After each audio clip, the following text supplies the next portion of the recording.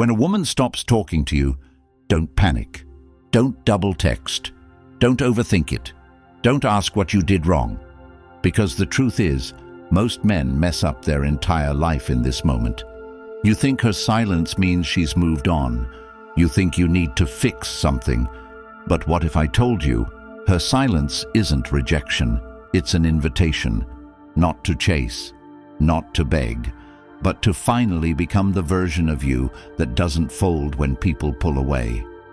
And if you do this wrong, not only do you lose her, you lose yourself. Comment, "I choose strength," if you're ready to change your life now. Number 1, don't chase. You sit there refreshing the chat, hoping her name lights up your screen again, and it doesn't. Your chest tightens, your thoughts race, and you try to convince yourself not to care, while simultaneously caring more than ever. You start analyzing every message, every emoji, every delay in her responses, convincing yourself maybe she's busy, maybe she's just tired, maybe she's testing you, maybe she just forgot. But deep down, you know something shifted, and instead of facing that shift like someone grounded in truth, you start contorting yourself, editing your texts to seem more appealing, funnier, less needy, more agreeable, more likable, and every time you send another message without a reply, something in you starts to shrink, and you don't even realize that with every unreciprocated effort, you're training yourself to ignore your own self-worth, because chasing isn't just what you do, it's what you become. And the second you become the one trying harder, you lose leverage, not because trying is wrong, but because trying for someone who isn't trying for you erodes the very structure that makes connection possible. And in that moment, you don't even realize how bad it's gotten, because no one teaches you how to handle withdrawal from attention when you've made it your oxygen. No one tells you that you don't need to win her back. You need to win yourself back, the version of you who didn't need validation to feel worthy, the version who wasn't shaken by silence or distant energy, the version of you who used to wake up and think about his mission, his body, his vision, his principles, not some ghost who used to text back with heart emojis and now replies with cold indifference or nothing at all. And this is where it becomes real, because chasing isn't always obvious. It hides in subtleties like checking her likes, watching her stories anonymously, replying to something she didn't even ask, showing up in her world in little digital ways just so she doesn't forget you exist, but she already has. Not because you don't matter, but because you taught her you'd always be available, and anything that's always available becomes invisible. And this is what no one tells you. You think being available is loyalty, but when it's not matched, it's self-abandonment. And the cost of that abandonment is not just her disinterest, it's your slow erosion of confidence, because a man who can't walk away becomes a man who can't command anything, and before you know it, you're not living for yourself. You're living in response to someone who isn't responding at all. And here's the deeper truth. Chasing doesn't make you desirable, it makes you predictable, and predictability without respect equals disinterest. And the part that hurts the most is that your effort is real, your heart is real, your loyalty is real, but your strategy is broken. And unless you step back and stop investing in people who stopped investing in you, you will spend your entire life proving your worth to people who already decided they don't value it. And I don't care how good she looks, how deep the connection felt, or how much potential you saw. Potential without reciprocity is fantasy, and most men are addicted to the fantasy of what could be, instead of facing the reality of what is. And the reality is this. She stopped showing up, and you kept running in circles trying to fill the gap. And the longer you run, the further you get from your own power, because chasing is emotional bankruptcy. It's spending your energy in a place where there's no return, and that's not just painful, it's pathetic. Not because you are, but because you're living beneath who you are. And you don't need her to choose you. You need to choose to stop betraying yourself. And the second you do, the second you pull your energy back, the shift begins. Not in her, but in you. Because everything changes when you stop needing people to validate you in order to feel valuable. And that is the root of chasing, the false belief that someone else's attention defines your worth. But it doesn't. And the moment you stop chasing and start choosing yourself, you will feel pain, withdrawal, loneliness. But those feelings are your teacher, not your enemy, because they reveal just how addicted you were to being seen. And this is where the Stoic part kicks in. You don't control her, her replies, her mood swings, her interest, her story. You control you, your focus, your boundaries, your effort, and your path. And as long as your path is determined by her GPS, you will always be lost. And here's where it turns. When you stop chasing, she might notice, she might not, but that's irrelevant. Because this isn't about getting her back, it's about getting your dignity back. And you can't fake that. You have to earn it by standing firm, resisting the urge to reach out when it's not mutual, holding your line when everything in you wants to fold. And this is the real test of strength, not how much you can bench, but how much rejection you can face without flinching, how much silence you can endure without folding, how much absence you can handle without begging, because life will keep throwing you these moments until you pass. And passing doesn't mean getting her attention again. It means never needing it in the first place. It means being so grounded in who you are and what you value that if someone walks, you don't follow, you refocus. And the way you build that is by investing in yourself more than you invest in temporary people, by putting your phone down and picking up your standards, by learning how to be alone without being lonely, by seeing your worth without being seen. And I know that's hard, especially when your heart's involved, when you built something in your mind that never fully happened in reality, when you thought she was the one. But let me ask you something. If you have to chase someone to keep them, are they really yours? And if someone walks away the moment you stop overextending, were they ever really with you? Because real connection doesn't need to be chased, it needs to be met. And if she's not meeting you, she's not for you. And the moment you accept that, you stop trying to fix what isn't broken. You stop trying to repair what isn't yours to repair. And you start doing the one thing that actually changes everything.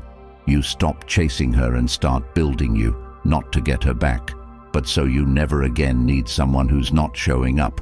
Because the man who doesn't chase isn't heartless, he's disciplined, he's intentional, he's built from the inside out, not validated from the outside in. And when you live like that, you stop getting attached to people's attention and start getting addicted to your own purpose.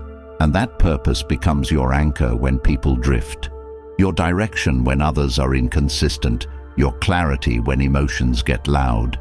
And in that space, the right ones stay, the wrong ones fade, and you never chase again. Not because you're cold, but because you're clear. And if that clarity is something you're finally ready to live with every day, then the Stoic relationship blueprint is for you, because it was written for this exact moment in your life, for the version of you that's done chasing and ready to build, filled with the exact timeless principles that helped rebuild men just like you into grounded, powerful, focused individuals who stopped letting emotions run their lives and started building standards that no one could shake. And now this life-changing guide is available as an audiobook, so you can listen to the truth while you walk, drive, jog, or even sit with your thoughts, letting every word settle deep into the part of you that's tired of feeling lost. Because this isn't just a book, it's a shift. And once you own it forever, with lifetime access to the exact mindset, disciplines and tools you need to stay solid, no matter who stays or goes. So don't just survive another heartbreak, outgrow it, and grab your copy now in the comments. Number 2, stay calm and confident. Silence doesn't mean panic, unless it finds a mind that's never learned how to stay still under pressure. And in the world today, most people have been trained to react instead of reflect, to chase instead of observe, to respond to discomfort with movement, Because stillness feels like weakness, when in fact it's the birthplace of every form of self-mastery. And the moment her energy shifts, or she pulls back, or the messages slow down, or her tone gets colder, the majority instantly trade calm for chaos, replacing inner stability with outer noise, jumping into their phones to check last messages, asking friends for advice, creating false narratives to soothe anxiety. But every one of those reactions confirms that control is external, not internal. And when control is external, so is peace. And when peace depends on someone else's presence, you're never actually living. You're just managing emotions that aren't yours to fix. And real power starts when nothing changes on the outside, but everything changes in how it's received on the inside. When distance doesn't dictate distress. When someone else's absence doesn't reduce your presence.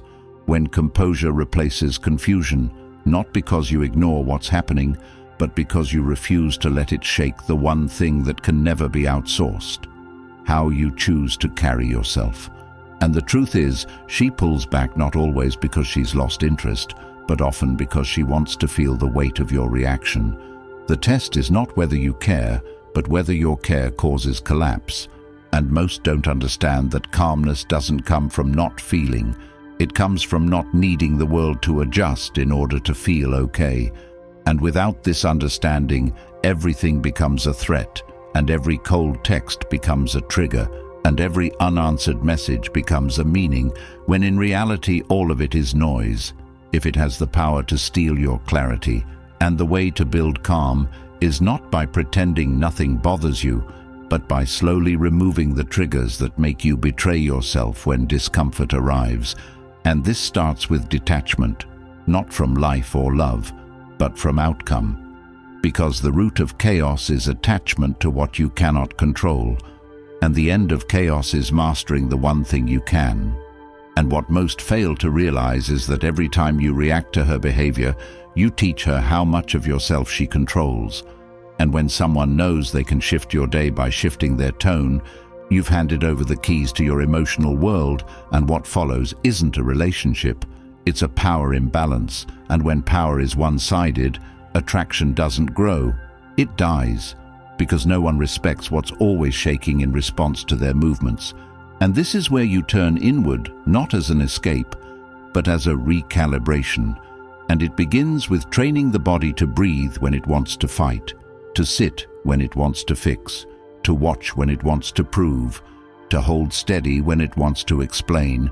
And calm isn't loud, it doesn't announce itself, it's felt in the pauses, in the way you don't interrupt her space with desperation, in the way you speak from clarity, not confusion, in the way you continue living without apologizing for not folding when she went distant, because confidence isn't what you say, it's what you don't have to. And the man who's calm when connection fades is the man who's invested in things deeper than comfort.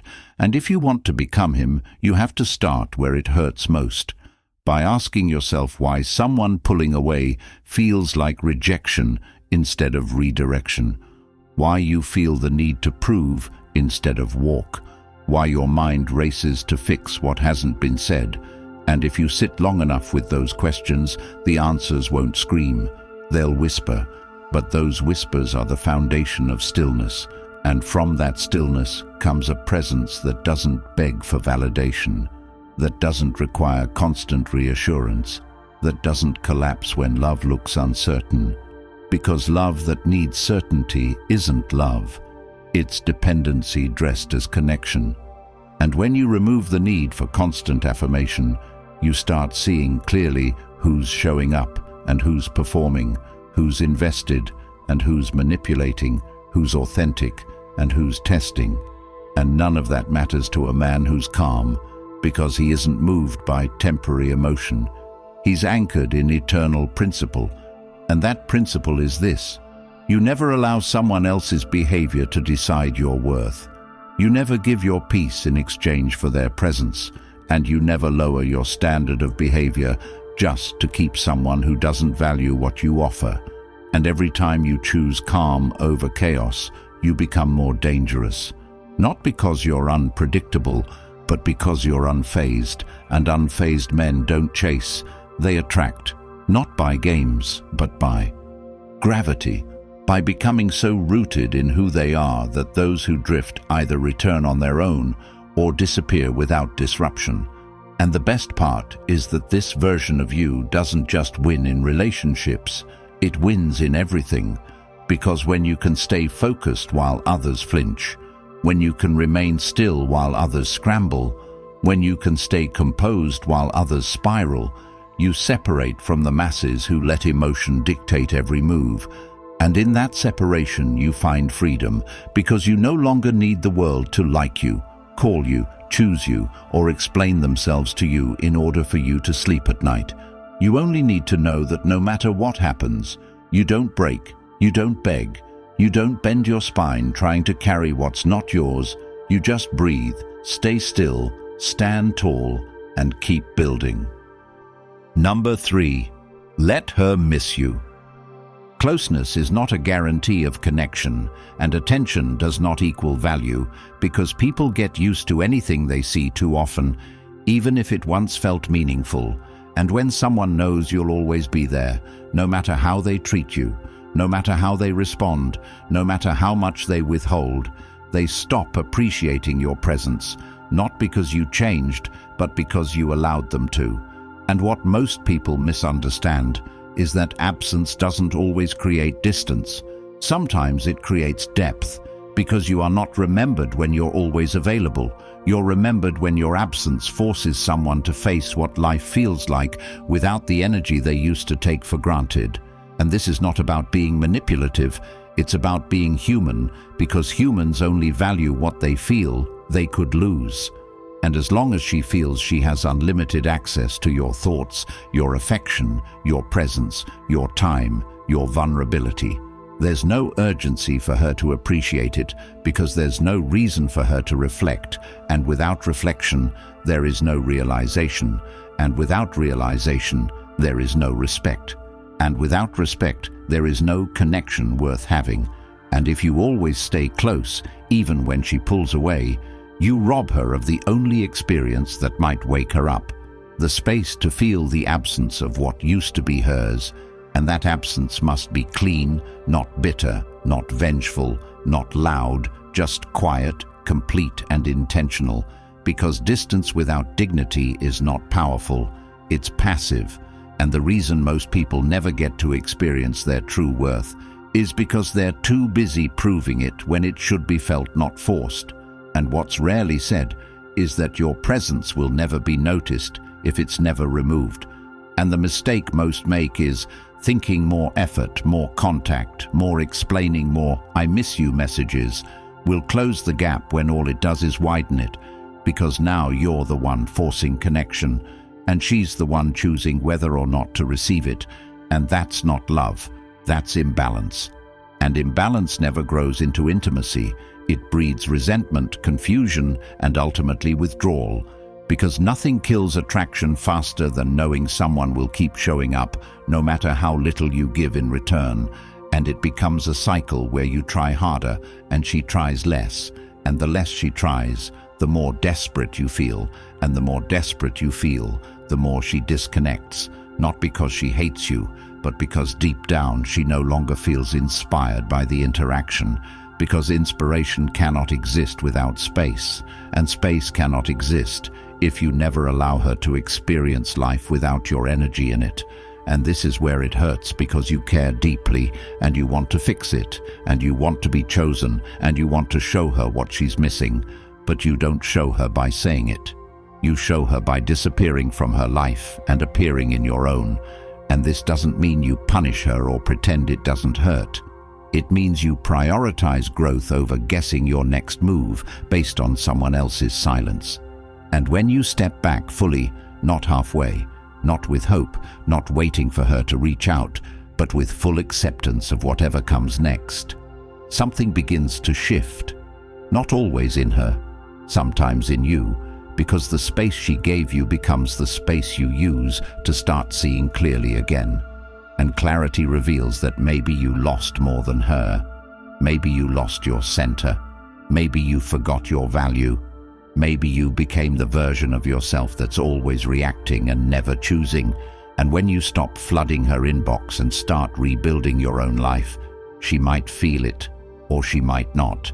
But more importantly, you feel something return inside of you, your power, and it's not loud, it's not showy, it's quiet and focused, and begins with small moves, like putting your phone away during the times you used to check for her message, or taking care of your health in the time you used to spend, refreshing her page and filling your day with real progress, not distractions disguised as productivity.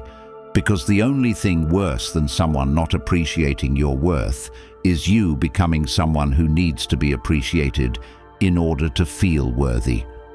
And that's what this is about. Not just letting her miss you, but letting yourself become too full to ever be someone who waits around for someone else to realize what you bring to the table, because the ones who see your worth won't need you to leave to feel it, and the ones who don't will only realize it after the door is closed and silence is permanent, not performative. And this is where most fail, because they leave halfway. They take space with the hope it brings someone back, instead of taking space because they understand that staying would continue the cycle of being overlooked and overextending. And this isn't about playing games. It's about ending the game that only you were playing, because if connection matters, it will be mutual, and if it's mutual, you won't need to make noise to be heard, or chase to be seen, or beg to be kept. And the reason people start missing you isn't because you make them, it's because you stop trying to prove what they already knew deep down.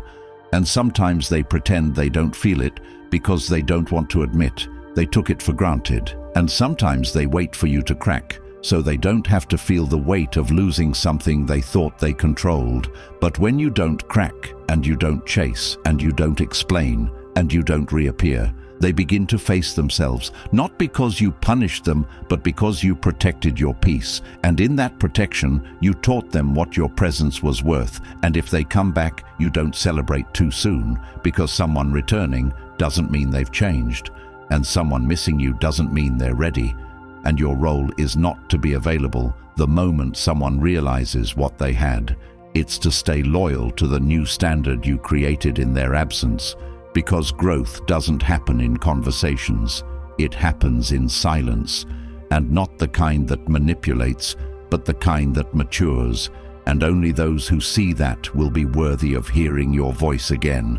And until then, let them miss you not as punishment, but as proof that the best parts of you were never meant to be ignored. Number 4, focus on you. When everything feels like it's falling apart, the last thing that feels natural is to turn inward, because the world teaches distraction, not direction. And most people drown in the noise of others, instead of confronting the silence within themselves. And it's in that silence where the real answer is buried, not in her texts, not in her tone, not in trying to decode her sudden distance, but in facing the question that haunts the quiet. What happened to you when you made someone else the center of a life you were supposed to build? And the truth is, it's not just about her pulling away, it's about you pulling away from yourself, little by little, every time you prioritized being liked over being real, every time you shrank to stay available, every time you ignored your purpose to chase comfort. And now that she's gone, or distant or inconsistent, the pain you feel isn't just the loss of her, it's the realization that you don't know who you are without her attention. And that's the problem, because no one is supposed to be your compass. And when they are, you lose direction. And when you lose direction, you wake up checking your phone instead of checking your habits. You count messages instead of counting reps. You look for closure instead of building clarity. And what most men never realize is that the void she left behind was always there. She just distracted you from seeing it. And now that it's exposed, you're forced to confront the version of yourself you've been avoiding. And that version doesn't need a new partner. It needs a new pattern. One where your focus is no longer on who left, but on what you allowed to die in you while trying to keep them close. And this isn't about healing to win someone back. It's about growing to never need someone who isn't invested in your vision. And that growth is quiet. It's the type that doesn't show up in social media, captions or dramatic transformations. It shows up in choosing discipline over dopamine in trading, comfort for structure, in turning your evenings into preparation instead of pain relief. And the fastest way to regain your strength is not through distractions or rebounds or revenge. It's through facing yourself completely by asking, what did I neglect? What did I delay? What did I suppress to maintain a connection that wasn't mutual? And when you answer those questions without excuses, the truth will sting. But that sting is what wakes you up. And from that pain comes a new hunger, a drive not for validation, but for restoration. And that restoration starts in your body, because a weak body carries a weak mind. And every day you let your body atrophy, you tell the world you've given up before you've even started. And it's not about abs or aesthetics, it's about command. It's about training your nervous system to obey your decisions instead of your desires. It's about waking up with intention instead of reacting to life's disappointments. And when you start focusing on your body, your energy changes, your posture changes, your eyes change, and the world notices, not because you post about it, but because you walk differently. And after the body comes the mission, because men without missions become slaves to emotions. And if your entire day revolves around thoughts of her, you don't have a mission, you have an addiction. And the only way to break it is to replace it with purpose. And that purpose isn't found in books or podcasts. It's found in doing what you said you'd do long after the excitement wore off, in keeping promises to yourself when no one's watching. In building something so solid that rejection becomes irrelevant, because your identity no longer depends on being chosen. And that's the real breakthrough, when your value is no longer up for negotiation, because you finally built something of value within, and people feel that when they're around you, because your silence has weight and your presence has authority, not because you pretend to be alpha, but because you actually have your own direction. And that direction makes you dangerous, not in the way that scares people, but in the way that draws respect. And every moment you spend chasing what left is a moment you could have spent creating what lasts. And this is the pivot from reactive to proactive, from broken to rebuilding, from emotional slave to inner architect. And it doesn't happen all at once. It happens in hours, stacked with discipline, in choices that no one claps for, in nights where you pick progress over pity, and in habits that no longer revolve around her timelines and moods, but around your own future. And when you live like this, something strange happens. The same people who left or pulled back or played games often return, not because they changed, but because you did. But now you don't need them, because you've become someone who only makes room for people who match the level of investment you've given yourself. And that's the twist. The goal isn't to win her back, it's to become so locked into your own evolution that the loss becomes your leverage. And if she never returns, that's fine, because you already did. Number 5. Reclaim your value. The hardest truth to swallow is realizing that the person you wanted the most is the same one who taught you how little you truly respected yourself. Because every time you made excuses for their inconsistency, every time you waited for a text that didn't come, every time you lowered your standards to keep them around, even when you felt the shift, even when the words didn't match the actions, even when you saw the patterns repeat, but still kept showing up, hoping they would see your heart. You weren't being loyal, you were being lost, and it wasn't their rejection that broke you. It was the way you abandoned your own worth to earn their attention. And this is the moment when reality hits. Because what you thought was love was often just fear of being alone. And what you called effort was really a fear of being forgotten. And that fear made you forget everything about who you were before they walked in. And now that they're distant or cold or gone, You feel like you lost a part of yourself, and you did, but not because they took it, because you gave it willingly in the name of affection. And now you're sitting in silence, trying to make sense of the chaos, when the answer has always been the same. You forgot what you were worth. And now it's time to remember, and remembering starts with unlearning every false belief that told you you needed to be chosen to feel enough, because real value is never proven it's owned. And the only reason you keep looking backward is because you still haven't accepted that they saw your worth and chose not to honor it. And no matter how many conversations you replay in your head, no matter how many chances you wish you could have, again, it all comes back to this one question: why did you need someone to choose you to feel chosen? And when you finally answer that question, without running from the pain, the rebuilding begins, not by becoming someone better to impress them, but by becoming someone stronger. So you never allow yourself to be treated like an option again. And this is where it turns, because once you stop chasing answers from people who can't even be honest with themselves, you realize the closure you needed was never in their hands.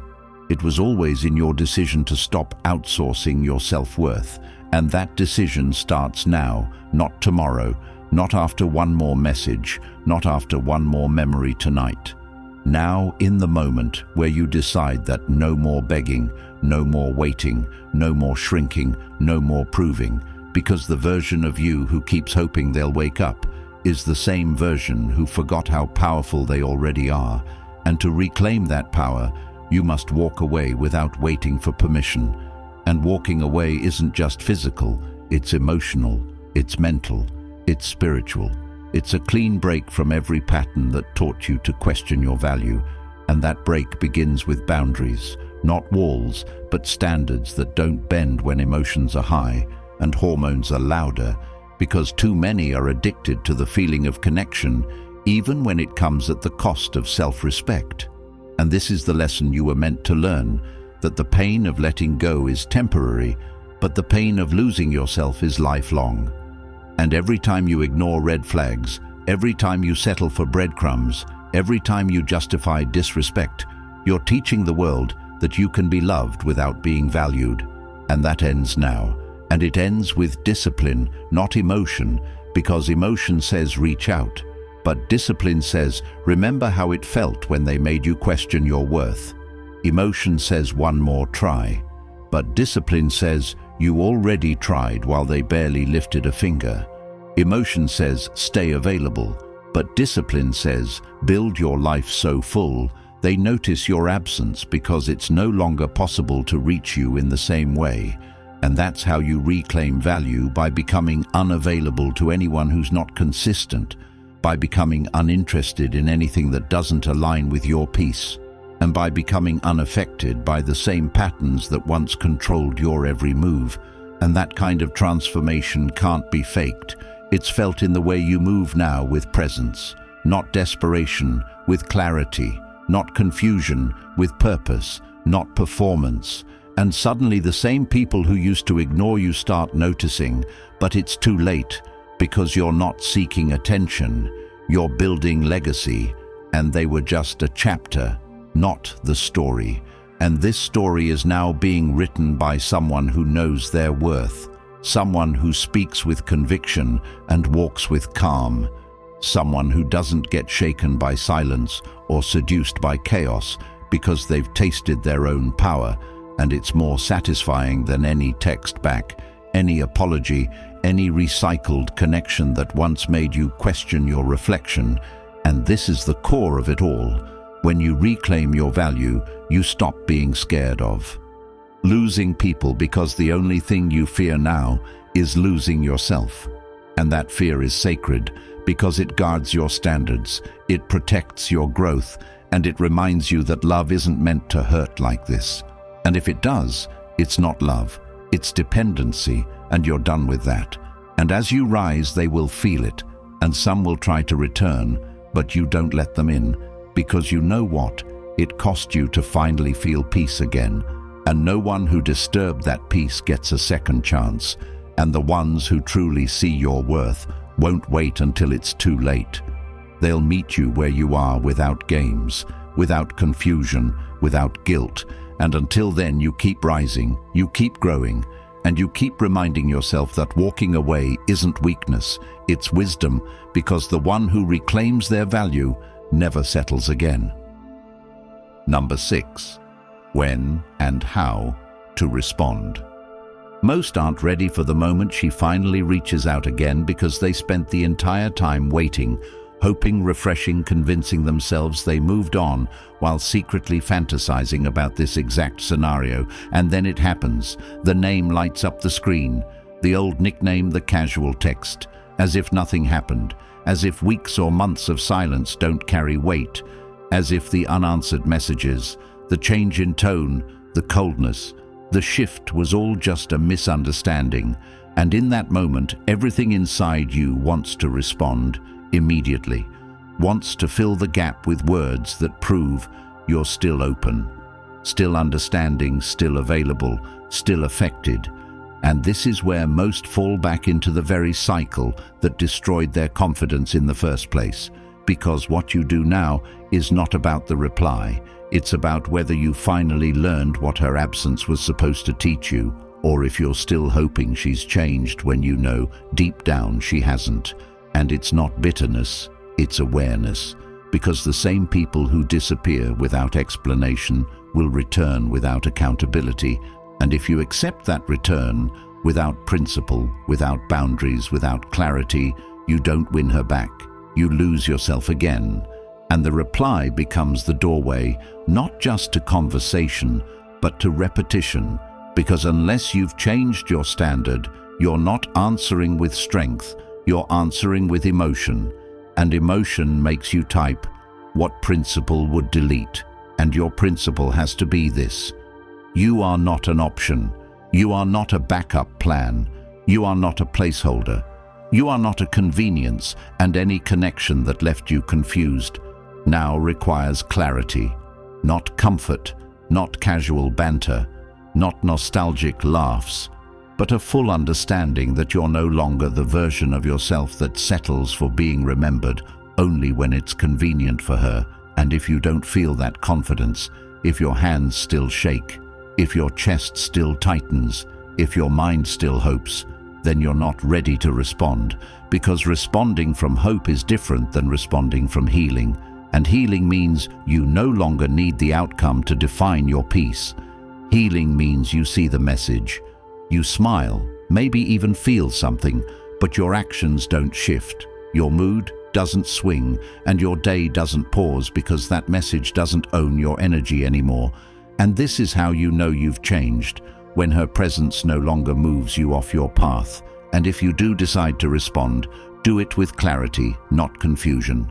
Speak with calm, not performance. Respond because you choose, not because you fear losing her again. And that message should not validate her decision to walk away. It should reinforce your decision to evolve. It should come from a place of grounded reflection, not emotional reaction. And if she truly wants back into your life, she will show up with more than words, because re-entry requires responsibility. And if she doesn't take any, then she's not coming back, she's circling. And circles are how you get dizzy and waste more time.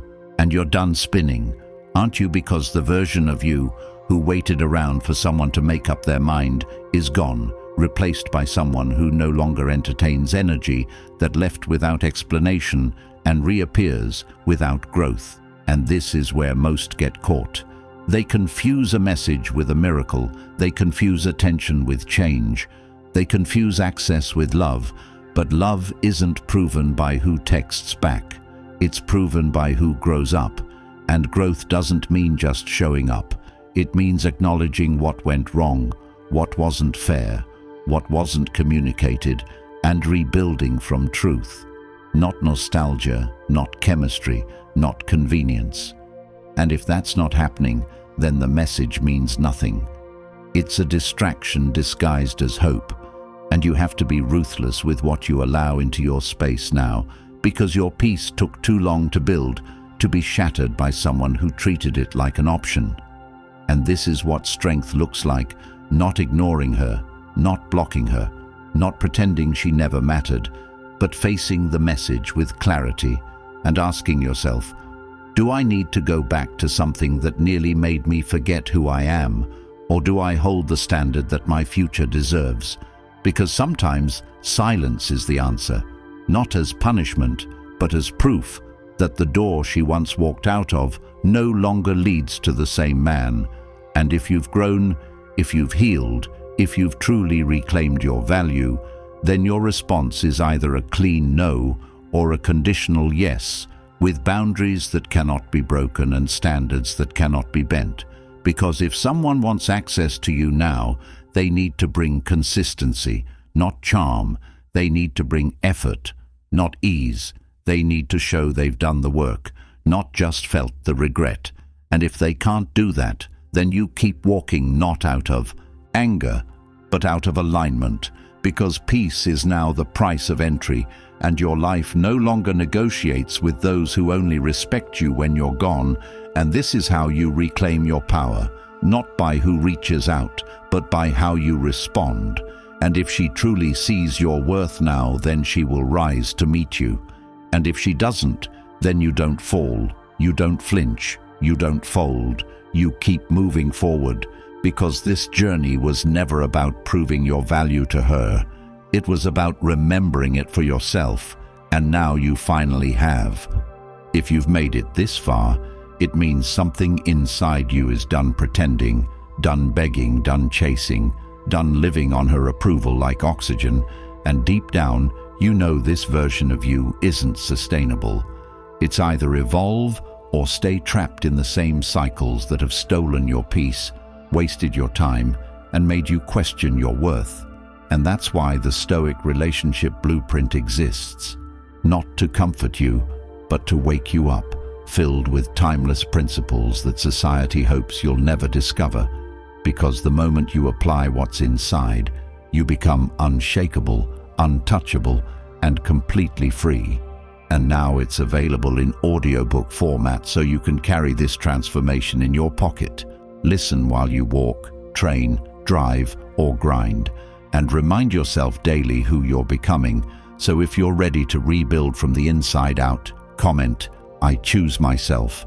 Grab the audiobook in the comments, like this video, and subscribe so more men can find this truth and stop wasting years begging breadcrumbs.